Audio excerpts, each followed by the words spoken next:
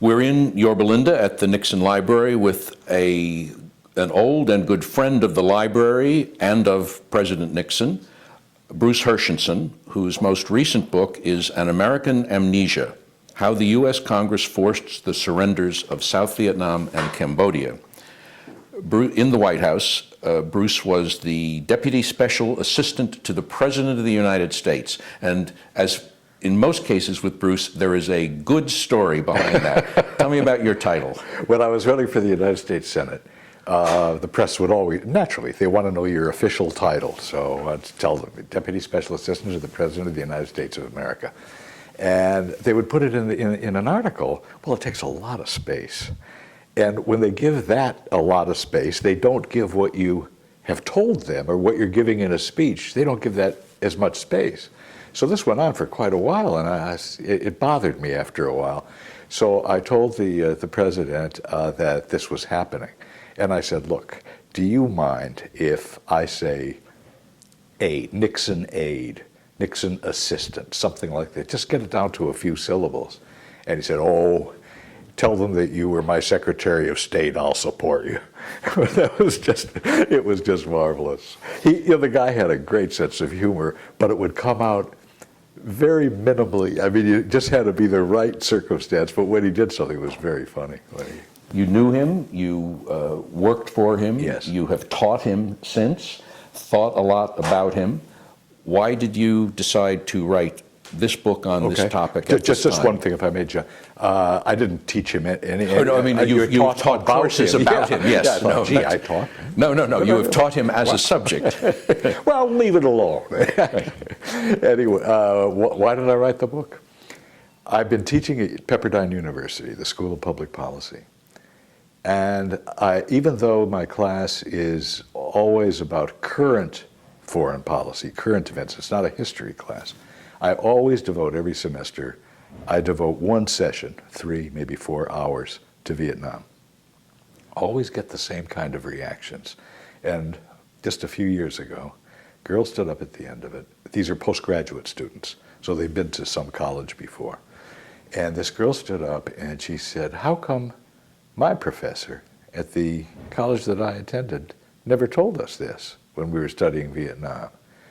And I found myself saying, obviously I don't even know who your professor was, but either your professor didn't know or did know and didn't want you to know.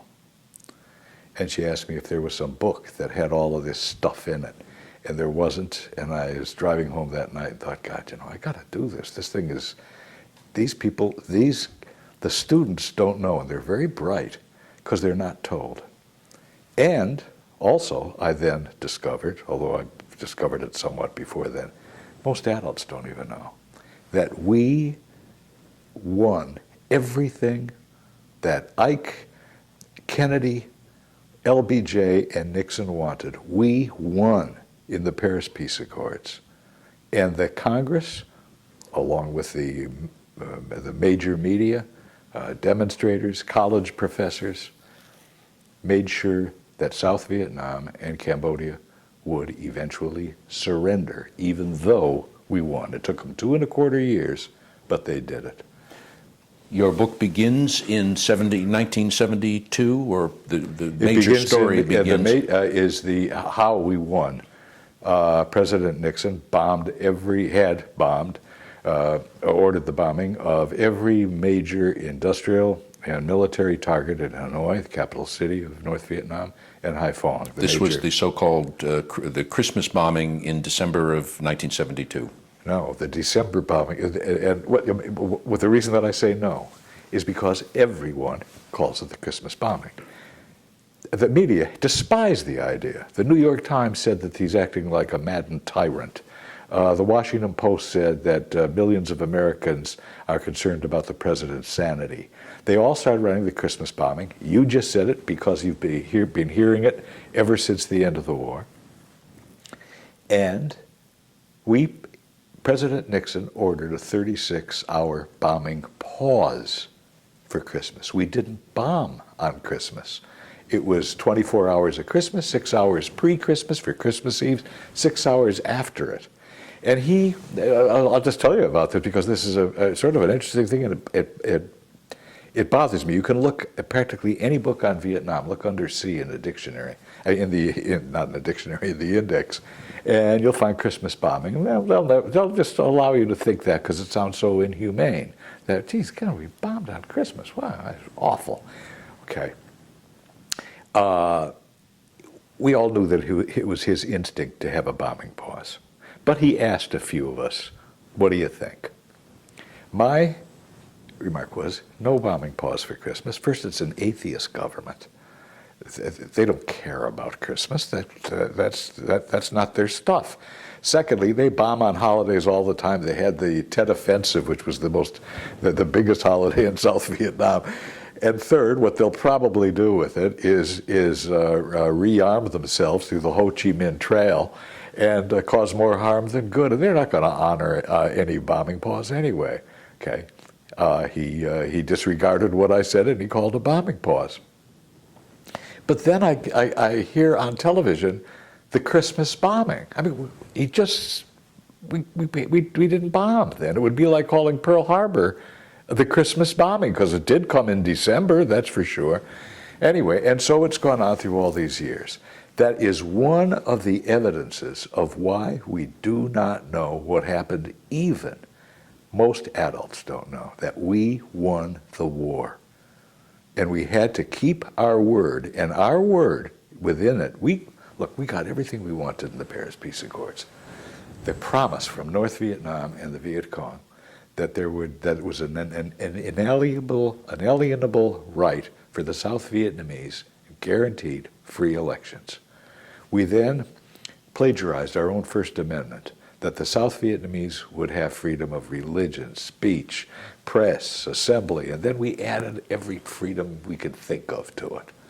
So it was this whole catalog of freedoms, freedom of movement, freedom of residence, freedom of all kinds of things. Any word that came into, any word that was that was worth putting down on paper, it was put down on paper. And so we also added that all of the Americans that were incarcerated in Hanoi would come home. And then a big one, because we didn't trust the North Vietnamese and the Viet Cong to keep their word. We said if the South Vietnamese lose any armaments, if they lose anything militarily or at ages or whatever, we'll replace it on a one-to-one basis. You lose a helicopter, we give you a helicopter. You lose a bullet, we give you a bullet. Soviet Union can do the same if they want to with North Vietnam. That was what gave the Congress an idea on how to bring this thing to the kind of conclusion that they wanted. They wouldn't give money when South Vietnam started losing equipment, military equipment, their military assets. They wouldn't do it. And gradually, then Watergate happened, then Gerald Ford happened, then when Gerald Ford became president, they made it even worse for him. And on April the 10th of 1975, he gave a speech to the Congress in which he literally begged that we keep our word or Cambodia and South Vietnam would fall.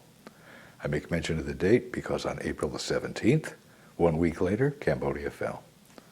April the 30th, 13 days after Cambodia, South Vietnam fell. Senator Fulbright at that time said, I am no more distressed than I would be if Arkansas lost a football game to Texas. What were the motives of the people, as you say, the Congress and the media? And college professors, demonstrators, they had their reputations at stake. They had said for years, even during their own party's administration against President Johnson, they had said for years, we cannot win those things that we want to achieve. We're going to lose, we better get out.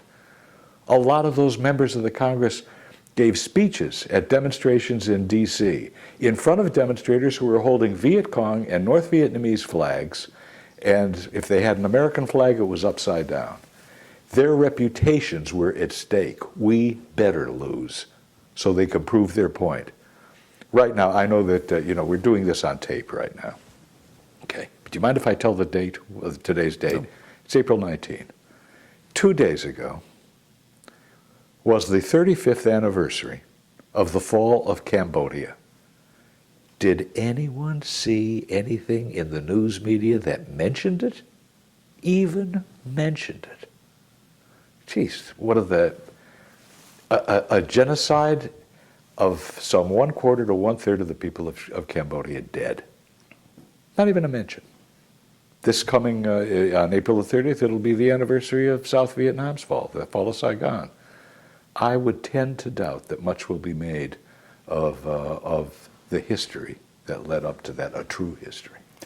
You were close to President Nixon both in the White House and then for all the years until his death afterwards.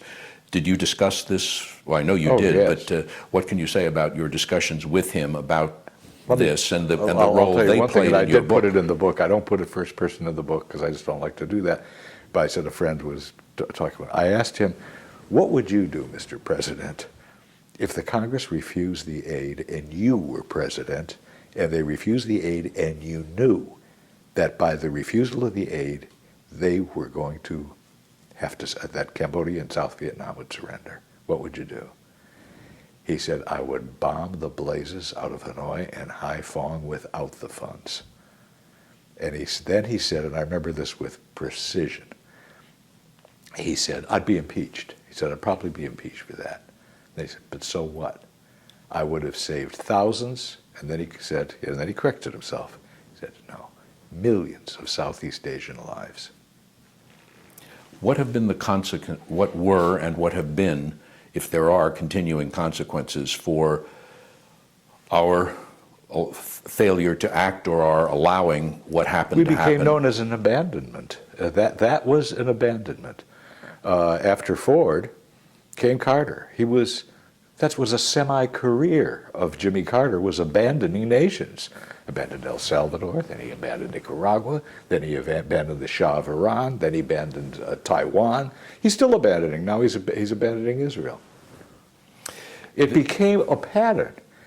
Once we did this, it sent a signal that's being resent, I'm afraid, today, of abandoning our friends. How did you go about let me ask you what I think of as a Brian Lamb question, Okay. which is sort of a technical question about how did you write this book? Did you Okay. write it on a computer? Did you write it on, like the president, in fountain pen on long, on yellow sheets of paper? I wrote it on a computer, word processor, computer, yeah. And also, because these things take time and you travel and you do things, I did a lot handwriting, not on a legal pad like the president always used. I just used white paper or paper that said American Airlines or UAL, whatever it may be. But a